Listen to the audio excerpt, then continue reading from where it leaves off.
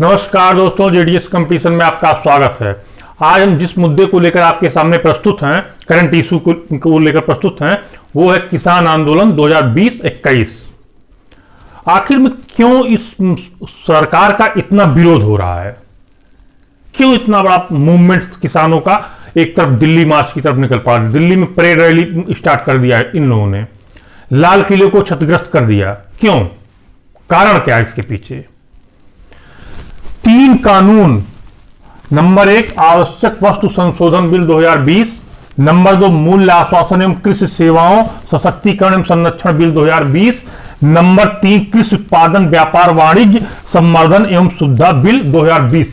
इन्हीं तीनों कानून को रद्द करने के लिए किसान आंदोलन हो रहा है एक लार्ज स्केल पर।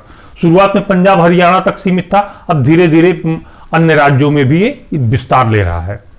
लेकिन इन तीनों कानून में ऐसा क्या है जो किसानों को रास नहीं आ रहा है, किसानों के हित में नहीं है? किसान ऐसा सोचते हैं और सरकार सोचती है किसानों के हित में है। क्या ऐसा बिंदु है? कौन से ऐसे बिंदु हैं? मैं एक बिल की आपसे चर्चा करूंगा, विश्लेषण करूंगा। क्या इसमें निगेटिव पॉइंट्स है, क्या पॉजिटिव पॉइंट्स हैं?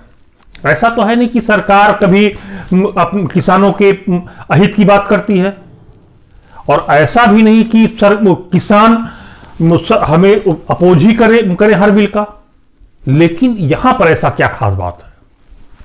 अब आप शुरुआत में आते हैं। पहला बिल इनका जो है आवश्यक वस्तु संशोधन बिल 2020। 1955 में ये कानून लागू किया गया था कि जमाखोरी, जैसे कोई भी व्यक्ति अपने घर में एक लिमिट से ज्यादा या कोई व्यापारी एक लिमिट से ज्यादा स्टोर नहीं कर सकता है। अगर वो करता है तो उस पर सरकारी कानून लागू होंगे, गिरफ्तारी होगा या जो भी हो, जो कानून उस पर लागू होंगे उसको अपराध माना जाएगा। अब वर्तमान में सरकार ने क्या कर दिया है, इस बिल जो 1955 वाला कानून था उसको रद्द कर दिया, और सरकार ने कहा कोई भी किसान, कोई भी व्यापारी चाहे जितना वो स्टोर कर ले अपने घर में या अपने गोडाउन में, या चाहे जहां कोई कंपनी स्टोर कर ले, कोई सरकार उस पर रोक टोक नहीं लगाएगी। ठीक।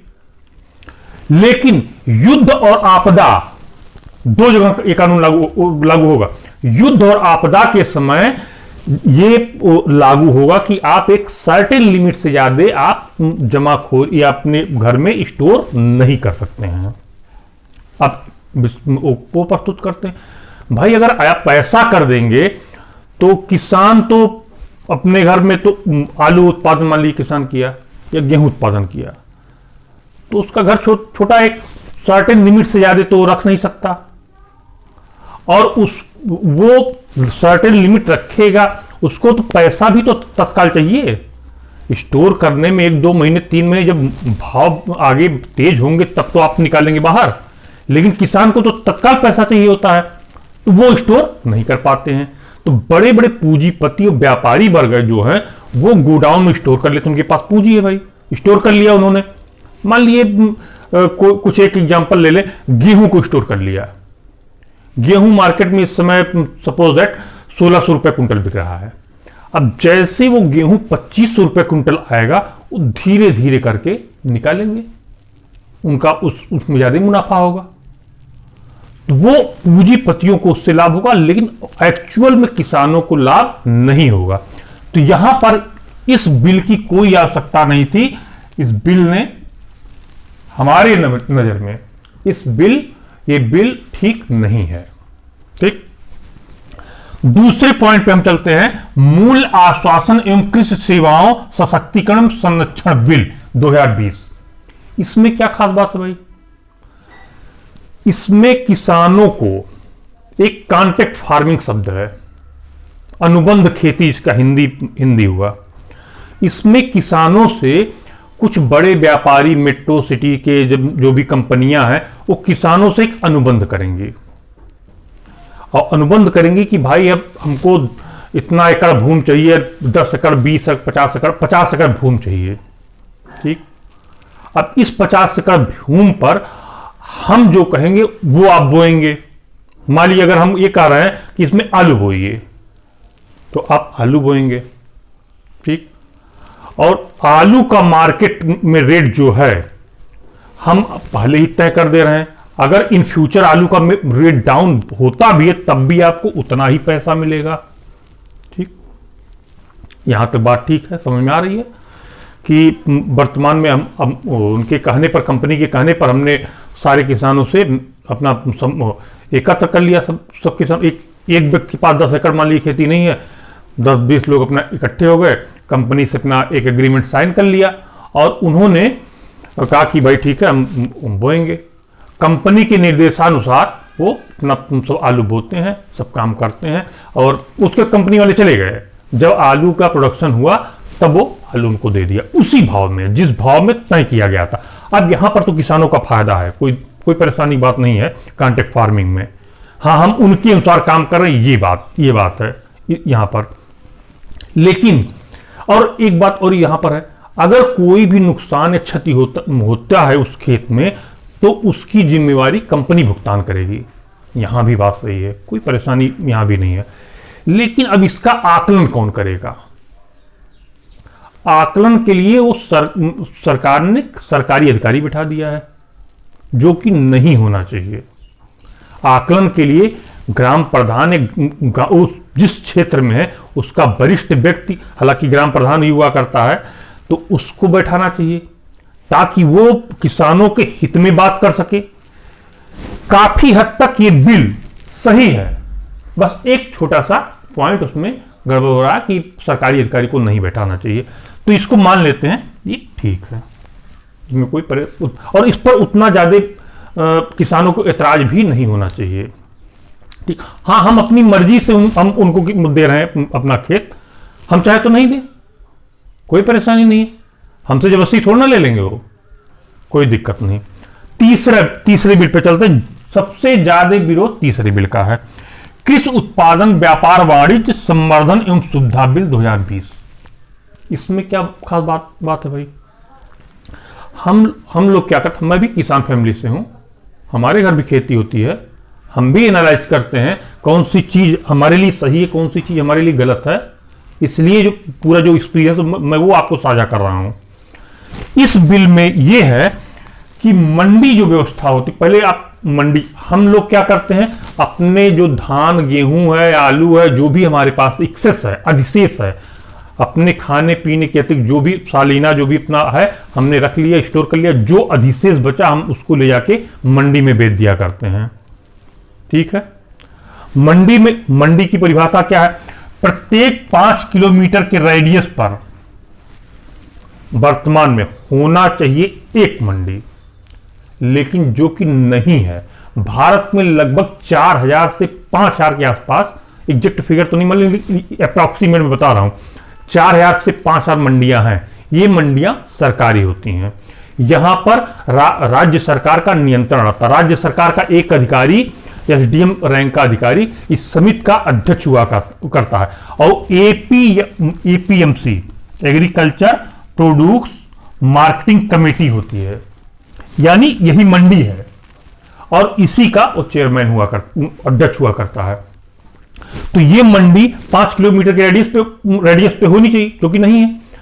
लेकिन अब जब हम लोग जाते हैं तो या इसी मंडी में बेचते हैं, हमको शुल्क भी देना पड़ता है, ठीक है, शुल्क भी देते हैं, राज्य सरकार का इससे लाभ भी होता है, ठीक। इस बिल में यह है कि कोई भी किसान मंडी में नहीं, चाहे जहां वो अपना बेचे, अपने अधिशेष जो भी उत्पादन उसका है, चाहे दिल्ली में रह रहा या हरियाणा में रह रहा अगर हो तो जाके बंगाल में बेचे, कोई शुल्क उसको देने की आवश्यकता नहीं है। यानी ये मंडी व्यवस्था खत्म, ठीक है। अब मंडी व्यवस्था खत्म हो गई तब क्या होगा? मान लीजिए बड़ा किसान है, तो बड़ा किसान तो बंगाल में अपना कांटेक्ट लगाया, ईमेल में भेज दिया, वहां से हो गया, यहां से डिलीवरी हो गई माल की। ये छोटा जो किसान है वो, उसके पास सिर्फ एक विकल्प है, यही मंडी, और कोई विकल्प नहीं है, ठीक। अब वो कहां जाएगा? वो तो अपना हम मान लिए 1 कुंटल हमको बेचना हुआ, तब उसके लिए बंगाल थोड़ा फोन लगाएंगे, वो तो लोकल मंडी में बेचने का प्रयत्न करेंगे, तो मंडी है ही नहीं। ये सबसे बड़ा विरोध। और इसमें भी एक और खास बात है, एमएसपी एक होता है, मिनिमम सपोर्ट प्राइस, आप जानते हैं, न्यूनतम समर्थन मूल्य। सरकार प्रत्येक वर्ष निश्चित करती है गेहूं का भाव अगले सीजन में ये होगा, तो वो मान लीजिए 1700, 1800, 2000, 2000 रुपए कुंटल मान लीजिए सरकार ने निश्चित कर दिया। तो जब भी हम बेचने जाते हैं सरकारी जो गोदाम है, तो 2000 में हम बेच देते हैं, लेकिन अमूमन मार्केट में क्या होता है, 2000 में हमारा गेहूं मार्केट में नहीं खरीदा जाता है, हमारा गेहूं 1900 रुपए प्रति कुंटल खरीदा जाता है। ठीक है, 100 रुपया का जो मार्जिन है 1000 रुपए का, ये मार्जिन 1900, हाँ 2000, हाँ 100 रुपया, हाँ 100 रुपए का जो ये मार्जिन है, ये मार्जिन अधिकारी और ये सब मिलके खा जाया करते हैं। चलिए कोई बात नहीं। अब सरकार क्या कर रही है, किसानों को जो डर है कि ये जो एमएसपी है ये सरकार खत्म करने जा रही है। अब अगर ये एमएसपी खत्म हो गई तो किसानों को इससे क्या नुकसान होगा? किसानों को नुकसान होगा, कोई आइडिया नहीं मिल पाएगा कि हम अपना गेहूं या धान कितने में बेचे, कोई एक वो नहीं, डाटा नहीं है कि कितने हम बेचें। अब मान लीजिए हम कुछ और में बेच रहे हैं, वो कुछ और में बेच रहा है, वो कुछ और में बेच रहा है, तो जिसका सबसे सस्ता होगा उसका खरीदा जाएगा, वो व्यापारी खरीदेगा, मंडी तो है नहीं। ये सबसे बड़ा विरोध का बिंदु। ये तीनों यहां पर भी, इसको भी आप कट कर दें, ये भी कानून इनका सही नहीं है। दूसरे वाले पे थोड़ा सा ठीक ठाक है, कोई बहुत बड़ी किसानों को इससे कोई बहुत बड़ा नुकसान होने वाला नहीं है।